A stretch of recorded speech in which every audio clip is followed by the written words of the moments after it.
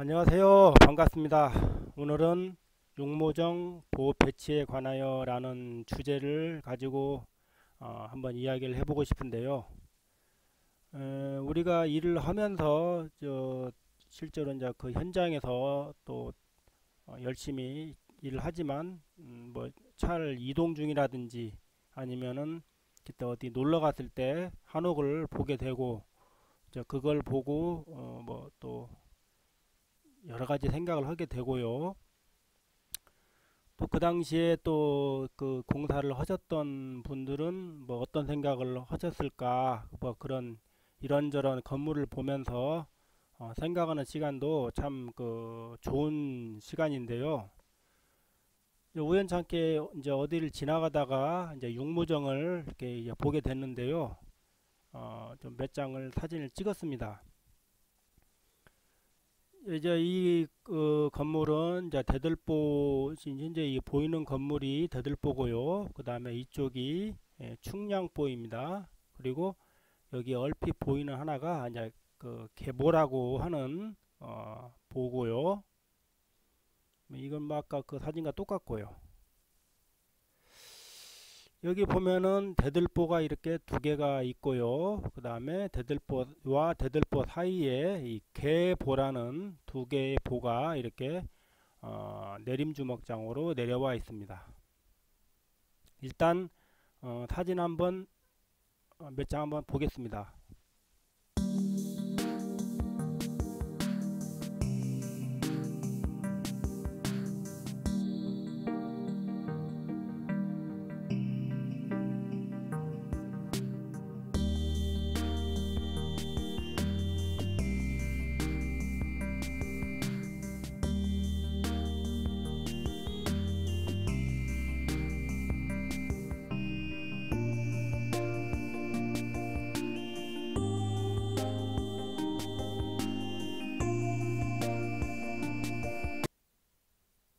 대략 몇 장 사진을 보았는데요. 혹시 사진을 보면서 조금 어디가 이상하다라고 느끼신 분이 있나 모르겠습니다. 그 부분은 바로 이 부분인데요. 이제 요 계보가 이렇게 있고요. 그 앞전 사진을 보면 이 계보에 이렇게 오량 장여가 이렇게 얹어져 있고요. 여기는 뭐 동자주가 쓸 수도 있는데 그 보 높이가 높아서 그냥 충분한 물매가 나와서 동자주 없이 그냥 이렇게 얹은 것 같습니다. 근데 제가 이제 오늘 얘기를 하고자 하는 이제 주제가 이건데요. 바로 이 부분입니다. 이 부분과 이 부분. 이 부분이 지금 사실은 이 부분이 대들보 위에 지금 얹어져야 정상인데 지금 허공에 떠 있습니다. 죄송합니다. 허공에 떠 있게 되는데 왜 그럼 이렇게 됐을까? 이게 건물이 마무리가 되고 또 위에 흙도 올라가고 기와도 올라가서 지붕 무게가 꽤 되는데요. 이런 부분들이 전부 어떤 요 큰 무게를 지탱하는 이런 보라든지 이런 데에 다 이렇게 받쳐져서 힘을 분산을 시켜야 되는데 이 부분이 사실 지금 떠 있습니다. 그래서 왜 그럴까 나름 생각을 제가 해 보니까 아마 이분은 그 어떤 도면에 너무 충실하시지 않았나 이런 생각이 듭니다. 물론 이 건물 규모가 작고 하기 때문에 뭐 큰 문제가 생기지 않겠지만 만약에 이런 건물이 이런 식으로 건물이 몇십 평짜리 이런 건물로 큰 건물로 늘어난다면 아마 문제가 생길 수도 있다고 저는 생각이 듭니다. 그럼 도대체 어째서 이런 부분이 생겼는지 그 부분에 대해서 한번 생각을 해보겠습니다.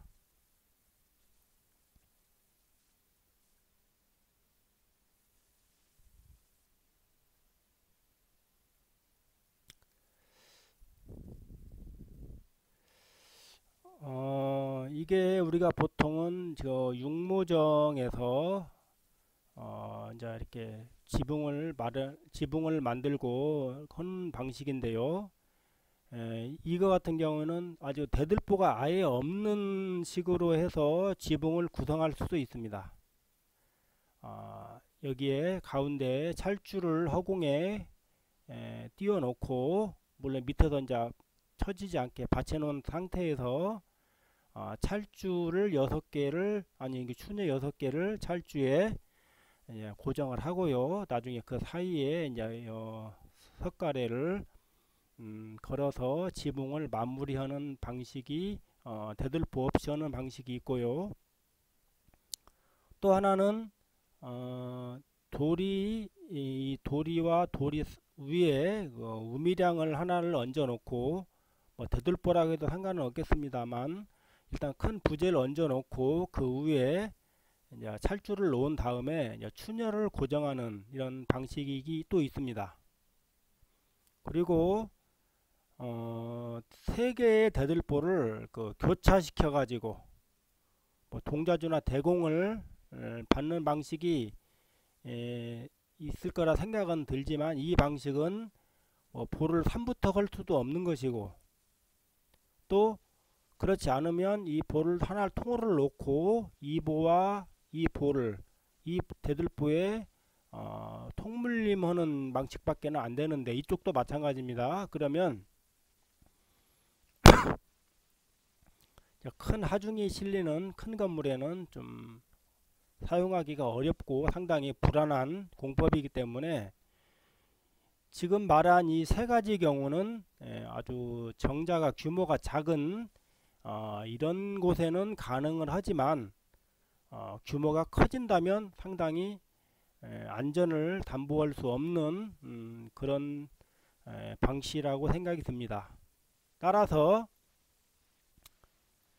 이 큰 정자를 짓고 싶다면 어떻게 해야 되느냐, 보 구조를 이렇게 육무정에서 대들보를 2개를 놓고요, 그 다음에 이쪽으로는 충량이 결구가 되고, 또 대들보와 대들보 사이에 이 계보라는 이런 볼을 놓아야 됩니다. 이런 볼을 놓는 이유, 계보를 놓는 이유는 이 자리에 동자주를 얹고 오량 장여와 도리를 받기 위해서 이런 계보를 놓고 하는 것입니다. 그런데 이 3개의 그림을 놓고 봤을 때 이 가운데 그림이 일반적인 표준입니다. 표준이고요. 이쪽의 모서리가 대들보 딱 중심과 일치하는 이게 되는 것입니다. 그리고 이 그림은 이쪽 모서리의 장여와 도리가 대들보에 얹어져 있지 않고 허공에 떠 있는 이런 경우가 되겠습니다. 바로 이 경우가 우리가 앞전에다 봤던 그 사진과 일치하는 것입니다. 그러면은 왜 도대체 이렇게 했을까? 아무래도 뭐 저도 잘은 모르겠지만, 주심에서 어떤 오량과의 거리를 어떤 이런 그 구상을 하질 않고 그냥 하지 않았나, 저는 그런 생각을 해보고요. 또 반대로 이렇게 오량이 이렇게 이 대들보 중심선을 넘어서 이렇게 구성할 수도 있겠지요. 그렇지만 이렇게 되면 동자주를 대들보 위에 또 추가로 4개가 더 설치를 해야 되는 그런 부분도 생기고요. 또 주심과 오량 사이가 너무 가깝게 되면 석가래에 내밀었을 때 상당히 처마 쪽에 힘이 많이 실리는 그런 결과가 되기 때문에 이 방법도 좋지를 않습니다. 그래서 이렇게 만약에 이렇게 육모정을 이제 처음에 이제 주심을 정해 놓은 다음에 오량을 내가 어느 쪽으로 잡을 것이냐, 이쪽으로 잡을 것이냐 이쪽으로 잡을 것이냐는 본인 마음이지만, 건물의 수명과 안전을 담보하기 위해서는 반드시 이렇게 요 부분이 대들보 중심선과 일치를 해야 된다는 점 저는 이렇게 말씀을 드리고 싶고요. 현재 이 건물 같은 경우에는 주심 기둥과 기둥을 지금 9자로 이렇게 잡아 놨었는데요. 우리가 이것보다도 더 큰 규모의 정자를 또 지을 수가 있고요. 그렇기 때문에 어, 뭐 10자라든지 11자, 12자 그 이상으로도 지을 수가 있는데요. 여기서 이런 식으로 딱 그 대들보 중심과 이렇게 요 모서리를 딱 맞추게 되면 어, 10자인 경우에는 주심과 오량이 거의 4자가 좀 넘고요.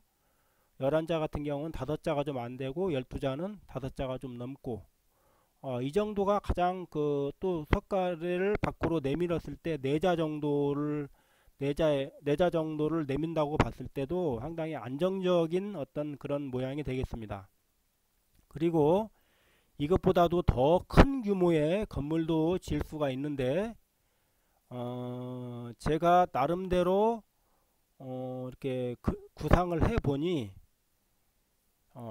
거의 요 육각형 모양으로 거의 한 최대로 만들 수 있는 단일 대들보를 걸었을 경우에 약 한 28평 정도를 만들 수가 있다. 그렇게 저는 생각을 하는데요. 그 이유는 우리가 나무를 수입해서 쓰고 또 모든 부분이 그렇기 때문에 컨테이너 수입되는 컨테이너 길이가 12m입니다. 12m. 그 이상 되는 나무를 구하려면 국내에서 구하든지 아니면 특수로 그 주문을 해서 받아야 되기 때문에 가격이 엄청 비싸게 되고요.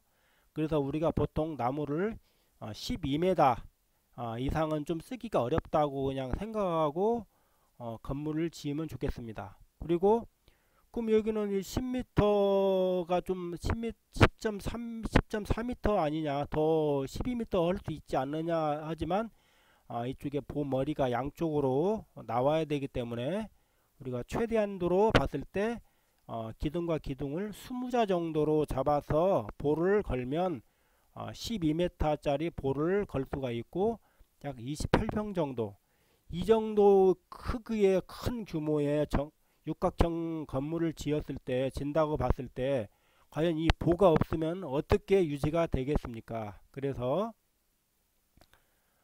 그런 생각을 해봤고요. 반드시 요 그 대들보의 중심과 맞추는 것이 가장 기본이면서 가장 안전한 구조가 된다. 이런 제 나름대로의 결론을 내게 됐습니다.